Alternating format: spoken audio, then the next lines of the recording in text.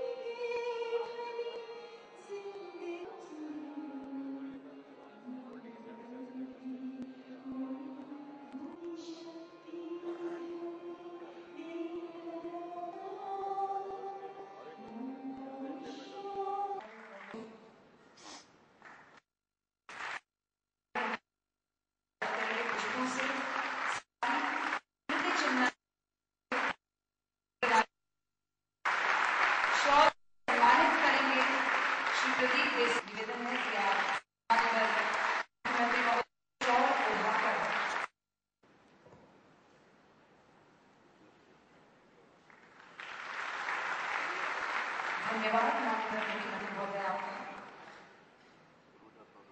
श्री तेजराज उपस्थित पत्रकार,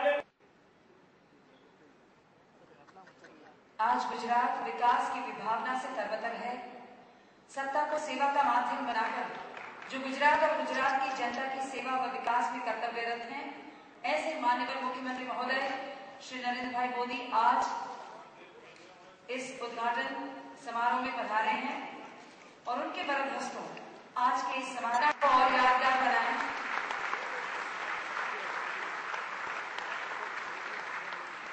माननीय मुख्यमंत्री महोदय ने सभी क्षेत्रों में, चाहे वो कृषि क्षेत्र हो, शिक्षण हो, उद्योग हो, रोजगारी हो, ग्राम विकास हो, ऊर्जा, पेट्रो रसायन हो, वन बंधु कल्याण हो, महानुभावों का हम सम्मान करेंगे।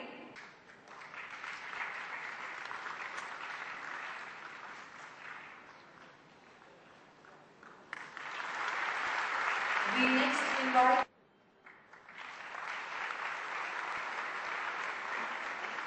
बहुत धन्यवाद माननीय मुख्यमंत्री महोदय आपका। A man with a mission, a leader with conviction, and a manager with vision is our Honorable Chief Minister, Shri Narendra Bhai Modi, who is working in the mission mode to realize his supreme dream.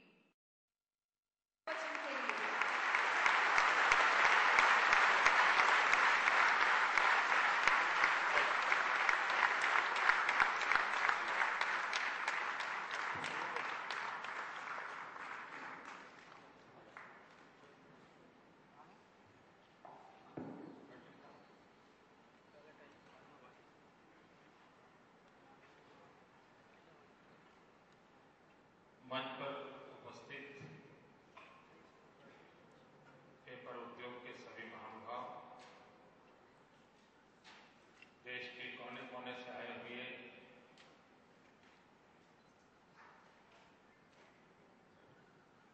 सभी मित्रों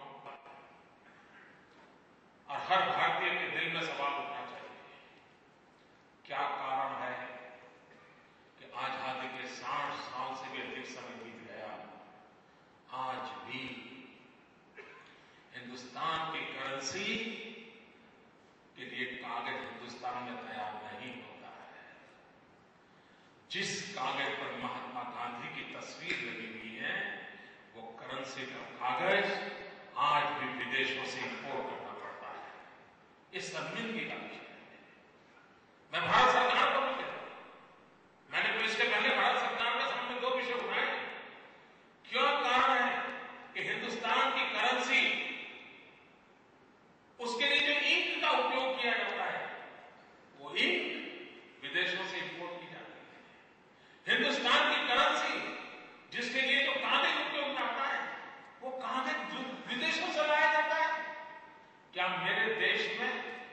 जो कि किसी जमाने में सारे चीजों में, सारे विश्व में मशहूर था। क्या कारण है कि भारत अपनी स्वदेशी करेंसी नहीं बना पाया? दिल्ली में बैठे हुए शासकों ने कभी आंख में खोज करने की आवश्यकता है। इन चीजों को बढ़ावा दे सकते, उनको प्रमोट कर सकते थे।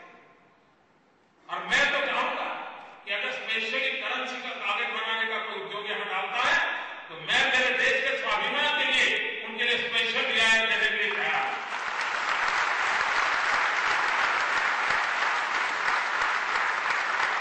यह देश के स्वाभिमान का विषय, जिस कागज पर महात्मा गांधी की तस्वीर लगी हो, जो देश का सामान्य नागरिक उपयोग करता है, वो कागज हम पैदा न कर पाए और तब तक है कि हमें रिसर्च और डेवलपमेंट करने की आवश्यकता है। हमें बदलाव लाने की और वो बदलाव हम लाए तो हम गर्व के साथ कहते हैं। और कितना बड़ा मार्केट होगा। ये चिंता, ये ग्लोबल इकोनॉमी का जमाना है। मैंने मेरे विचार को स्पष्ट रूप से अभी शायद अमेरिका का एक मैगजीन इकोनॉमिक्स शायद आने वाला है, उसका एक पत्रकार मेरे से इंटरव्यू लेने आया था और मेरे से एफडीआई के संबंध में डिटेल में पूछा और मैंने विस्तार से अपने जवाब दिए। मैंने उससे कहा है कि ये जो बाहर चर्चा है कि हमारे व्यापारियों का क्या होगा, अगर बाहर का माल हिंदुस्तान में दुकानें लग जाएगी रिटेल में, तो हमारे व्यापारियों का क्या होगा?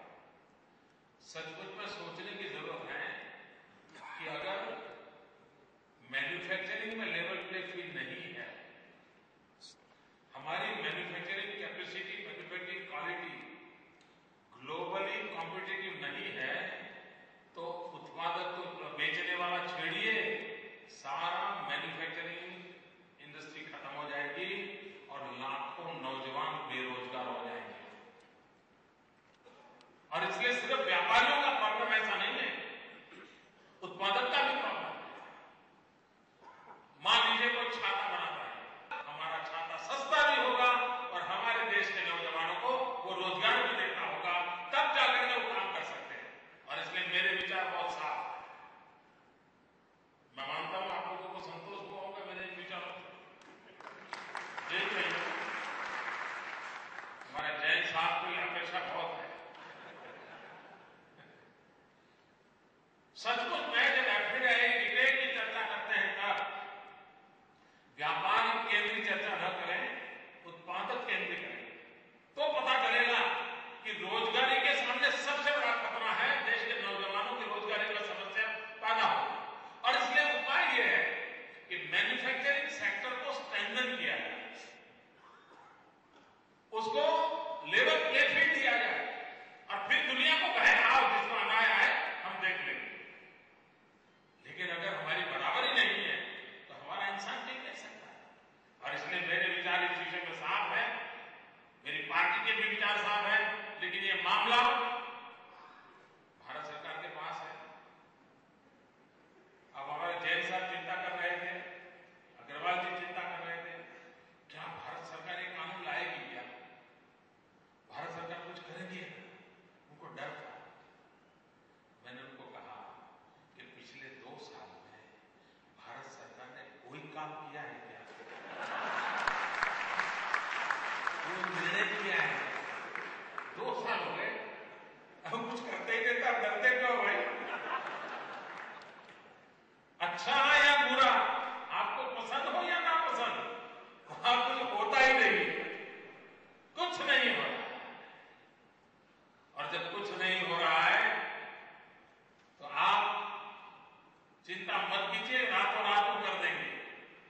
ऐसा मुझे नहीं लगता है कि उतना दम है कि वो, हाँ, आप लोगों में जागृति लाते रहिए, अपनी बात बताते रहिए, अपने संगठन शक्ति को मजबूत बनाइए, कभी न कभी तो आपको न्याय जरूर मिलेगा, मैं विश्वास दिलाता हूं। भाइयों बहनों, आप गुजरात की धरती पर आए हो, चर्चा आपने सुनी होगी। मेरा आग्रह